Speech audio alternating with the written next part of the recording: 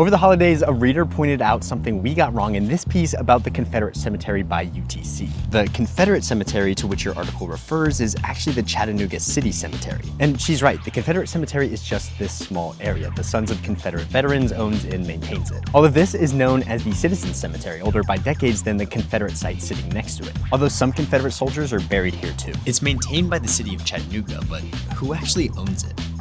In searching for the answer, I discovered something interesting about Chattanooga's oldest cemeteries. A lot of them, including this one, aren't really owned by anyone. I've talked to our attorneys a whole bunch about this about 5 years ago, and the only thing that we could come up with is, well, the cemetery can't own itself, so who owns it? Well, I guess the onus falls upon the family members. I found these cemeteries by looking through Hamilton County's property assessor data and the county's GIS system. Back in the 19th century, and probably into the 20th century as well, people buried people, and then they said, okay, well, we'll put this rock here, and this is where Grandpa is. In the end, those people end up dying themselves, and the information gets lost. I tracked more than a dozen of these ghost graveyards lying all across Chattanooga. Leftovers from the past, many appeared abandoned or forgotten. Okay, I gotta admit, I went down a bit of a rabbit hole trying to learn more about these. Take this one, next to a city garbage collection center deep in St. Elmo. References to the private Thurman Cemetery pop up in newspapers going back to 1897. Most recently, World War I veteran Raymond Thurman was buried there in 1966.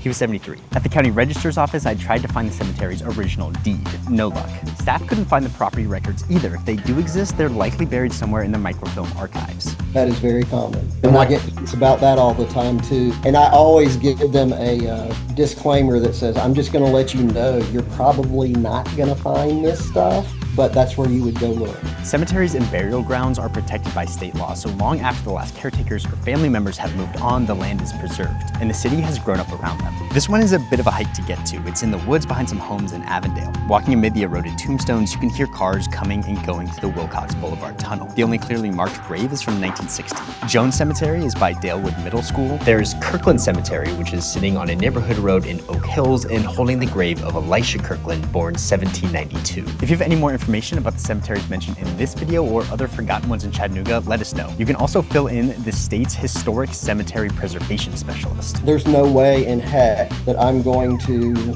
do historical research on 36,000 cemeteries. I've got to rely on the public.